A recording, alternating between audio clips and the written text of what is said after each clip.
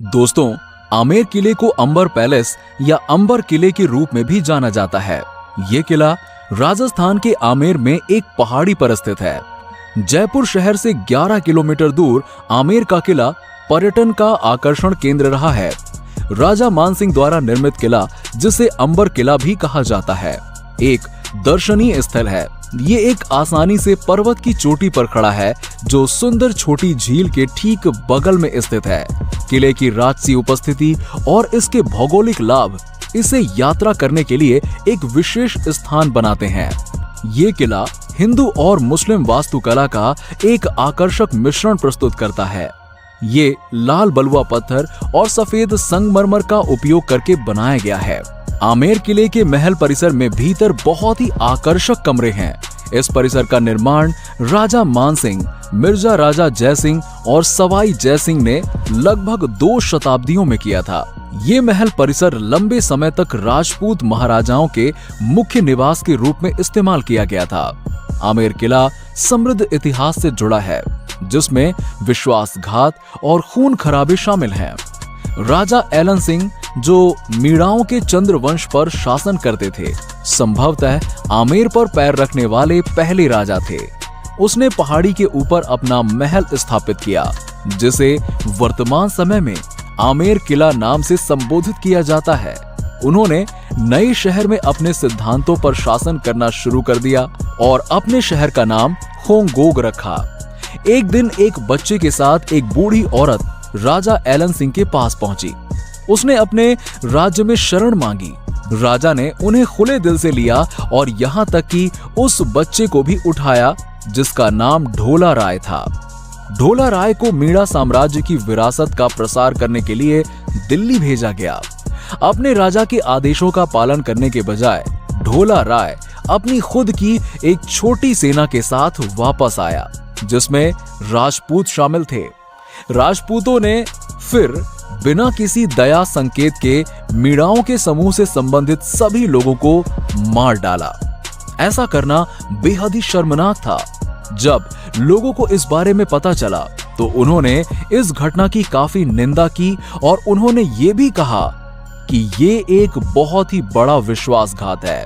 ऐसा कहा जाता है कि हत्याकांड दिवाली के दिन हुआ था, जब मीणा एक विशेष अनुष्ठान कर रहे थे, जिसे पितृ तर्पण के नाम से जाना जाता है। पितृ तर्पण करते समय मीणाओं में प्रथा थी कि वो अपने साथ हथियार नहीं रखते थे। ढोला राय ने इस स्थिति का फायदा उठाया और उन पर हमला करके उन्हें जान से मार डाला। इसके साथ ही साथ जो लोग भी उनके हित में थे, उन्हें भी नहीं छोड़ा गया और एक एक को चुन चुन कर मार दिया गया और उसने खोंगोन को अपना बना लिया। उनके इस कृत्य को कायरतापूर्ण और तुच्छ माना जाता था। 1600 के दशक की शुरुआत में कछवाहा घर के राजा मान सिंह ने अपने पूर्ववर्ती से गद्दी संभाली। उन्होंने तब पहाड़ी के ऊपर पहले से बने ढांचे को नष्ट करने के बाद आमेर किले का निर्माण शुरू किया। किले को राजा मान सिंह के उत्तराधिकारी जय सिंह द्वारा अगली 2 शताब्दियों में विकसित किया गया था। इस किले में मिर्जा राय जय सिंह प्रथम सहित विभिन्न राजपूत महाराजाओं के शासनकाल के दौरान निरंतर सुधार हुए थे। 16वीं शताब्दी के अंत में यह पूरा हुआ। 1727 में राजपूत के महाराजाओं ने अपनी राजधानी को आमेर से जयपुर स्थानांतरित करने का फैसला किया, जिसके बाद किले की स्थिति में कोई और बदलाव नहीं हुआ। अंबर किले का निर्माण 1592 में शुरू किया गया था। इसे कई शासकों द्वारा नियमित अंतराल पर पुनः बनवाया गया। ये सिलसिला 1600 के अंत तक जारी रहा। किले का निर्माण ज्यादातर लाल बलुआ पत्थर और सफेद संगमरमर का उपयोग करके किया गया था। हालांकि मूल रूप से ये किला राजपूत महिलाओं के द्वारा मुख्य निवास के रूप में रहा। इसीलिए इसके बाद के संशोधनों में किले को जानबूझकर एक भव्य महल की तरह बनाया गया। एक और महल भी है, जिसका निर्माण आमेर किले के निर्माण से पहले किया गया था। पुराना महल किले के पीछे एक घाटी पर स्थित है। ये महल भारत के सबसे पुराने महलों में से एक है। 4 अलग अलग खंड किले या महल बनवाने के लिए गठबंधन करते हैं। प्रत्येक खंड का अपना द्वार और आंगन है। पहला द्वार, जो मुख्य द्वार भी है, सूरजपोल या सूर्य द्वार कहा जाता है। गेट का मुख्य पूर्व की ओर है, जो हर सुबह सूर्योदय का साक्षी होता है और इसीलिए ये नाम है। ये द्वार जलेबी चौक नाम के पहले प्रांगण की ओर जाता है। जब उस स्थान पर राजपूतों का शासन था, तब भी सैनिक इस विशाल प्रांगण में अपनी जीत का जश्न मनाते थे। ये एक दृश्य जनता के लिए उपहार के समान था और अक्सर महिलाओं द्वारा खिड़कियों के माध्यम से देखा जाता था, क्योंकि शाही गणमान्य व्यक्ति सूर्य द्वार से प्रवेश करते थे। इसीलिए इस स्थान पर भारी सुरक्षा थी। किला परिसर के सामने का आंगन शानदार दीवाने आम के खंबे वाले हॉल और गणेश पोल के 2 स्तरीय चित्रित द्वार से सुशोभित है। आमेर किले का प्रवेश द्वार दिले आमार गार्डन से है, जिसे पारंपरिक मुगल शैली में बनाया गया है। सीढ़ियों की एक प्रभावशाली उड़ान दीवाने आम तक ले जाती है, जिसमें जालीदार गैलरी और स्तंभों की दोहरी पंक्ति होती है, जिनमें से प्रत्येक शीर्ष पर हाथियों के आकार की राजधानी होती है। ये हॉल दूसरे आंगन में रखा गया है। दाईं ओर वो कदम है जो शिला देवी के एक छोटे से मंदिर तक जाते हैं। मंदिर में चांदी से बने विशाल दरवाजे हैं। तीसरे आंगन में 2 शानदार इमारतें हैं। इमारतें एक दूसरे के विपरीत स्थित हैं। बाईं ओर सुंदर जय मंदिर, जिसे शीश महल भी कहा जाता है। जैसे कि नाम से पता चलता है, जय मंदिर का इस्तेमाल जीत का जश्न मनाने के लिए किया जाता था। अन्य समारोह भी इस इमारत में आयोजित किए गए थे। जय मंदिर के सामने की इमारत को सुख महल कहा जाता है। इस स्थान का उपयोग शाही परिवार द्वारा किया जाता था। जब भी उन्हें ऐसा लगता था कि उन्हें अकेले कुछ समय बिताना है या आराम करना है, इस आंगन के दक्षिणी क्षेत्र की ओर राजा मानसिंह प्रथम द्वारा निर्मित प्रसिद्ध महल स्थित है। ये पूरे किले की सबसे पुरानी संरचना है, क्योंकि ये आज भी खड़ा है। इस महल से निकलने का रास्ता सीधे आमेर शहर तक जाता है। चौथा आंगन भी दिलचस्प है। महल के इस हिस्से में मालकिन सहित शाही महिलाएं रहती थीं। वो सामूहिक रूप से जनाना के रूप में जाना जाता था। यहाँ तक कि रानी और रानी माँ भी इसी हिस्से में रहती थीं। राजमहल का ये भाग बेहद निर्जन था, क्योंकि राजा किसी की ओर ध्यान दिए बिना रानियों से मिलने जाते थे। किले की स्थापत्य शैली मुगल और राजपूत वास्तुकला का मिश्रण है। किले के भीतर इस शैली का सबसे अच्छा उदाहरण गणेश पोल है। मिर्जा राजा जयसिंह, जिन्होंने 1621 से 1627 तक गणेश पोल के निर्माण में महत्वपूर्ण भूमिका निभाई थी। गेट को मोजाइक से सजाया गया है, जिससे ये रंगीन और भव्य दिखता है।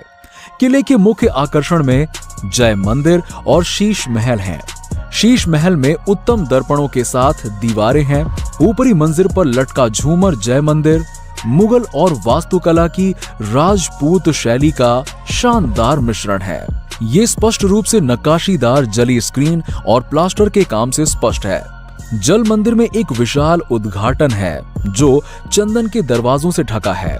इस संरचना की एक विशेषता इमारत के माध्यम से पानी का प्रवाह है, जिससे पूरे हॉल को वातानुकूलित किया जाता है। शीश महल की भी एक खासियत है। दिन के बाद कुछ मोमबत्तियों की रोशनी में भी पूरा महल चमक से जल उठेगा। इस तरह की विशेष संरचना का वास्तुशिल्प चमक था। इस महल में प्रयुक्त दर्पण प्रकृति में उत्तल है, जिसे 1600 के दशक के अंत में राजा मानसिंह के शासनकाल के दौरान बनाया गया था। उद्यान चहार बाग या प्रसिद्ध मुगल गार्डन से मिलता जुलता है।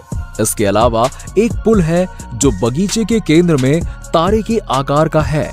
किले का एक और दिलचस्प वास्तुशिल्प डिजाइन चौथा आंगन है। चूंकि राजाओं को गुप्त रूप से अपनी रानियों और मालकिनों से मिलने जाना पड़ता था, इसीलिए आंगन में एक विशेष डिजाइन की मांग की। ये इस तरह से बनाया गया था कि कोई भी अनुमान नहीं लगा सकता था कि राजा किस कमरे में प्रवेश करेगा, जिसमें कई कमरे थे। आमेर किले की दीवारों को शिकार और युद्धों के चित्रों के साथ साथ कीमती पत्थरों और दर्पणों से सजाया गया था, जो प्लास्टर में स्थापित है। किले के सबसे आगे स्थित माओटा झील शानदार एम्बर फोर्ट पैलेस के शानदार और सुंदर प्रतिबिंब देती है। किले को राजस्थान के 5 अन्य किलों के साथ वर्ष 2013 में यूनेस्को की विश्व धरोहर स्थलों में से एक के रूप में नामित किया गया था। आमेर विकास और प्रबंधन प्राधिकरण ने अब तक किले को खतरों से बचाने के लिए लगभग 40 करोड़ रुपए खर्च किए हैं। हालांकि किले का व्यवसायीकरण एक बड़ा खतरा साबित हो रहा है। कहा जाता है कि बॉलीवुड फिल्म की एक टीम ने किले से जुड़ी एक पुरानी छतरी को क्षतिग्रस्त कर दिया था। टीम ने चांद महल, जलेबी चौक नामक एक आंगन और फिल्म के लिए एक सेट को ठीक करने के भाग के रूप में छेद यानी कि ड्रिल करके एक अन्य प्राचीन इमारत को भी नुकसान पहुंचाया था। राजस्थान उच्च न्यायालय ने इस अधिनियम की निंदा की थी और किले के परिसर के भीतर फिल्म की शूटिंग की अनुमति को रद्द करके किसी भी अन्य क्षति को रोक दिया था। इस घटना के बाद अंबर किले के आसपास कहीं भी किसी भी फिल्म की शूटिंग की अनुमति नहीं है। दोस्तों, आपको जानकारी के लिए बता दें कि राजस्थान के इस सबसे विशाल किले में रोजाना शाम को लाइट एंड साउंड शो का आयोजन किया जाता है। ये शो पर्यटकों का ध्यान अपनी तरफ खींचता है। वहीं इस शो के माध्यम से आमेर के किले की खूबसूरत इतिहास और साहसी राजाओं के बारे में बताया जाता है। ये शो करीबन 50 मिनट तक चलता है। आपको बता दें कि इस शो को बॉलीवुड के महानायक अमिताभ बच्चन ने अपनी आवाज दी है। पर्यटकों को इस शो को देखने के लिए अलग से टिकट लेनी पड़ती है। उम्मीद है दोस्तों कि आपको ये वीडियो अच्छा लगा होगा। इस वीडियो के बारे में आपकी क्या राय है, हमें नीचे कमेंट सेक्शन में जरूर बताइएगा और वीडियो को जितना हो सके फेसबुक और व्हाट्सएप पर जरूर शेयर करें। मिलते हैं आपसे नेक्स्ट वीडियो में, तब तक के लिए नमस्कार।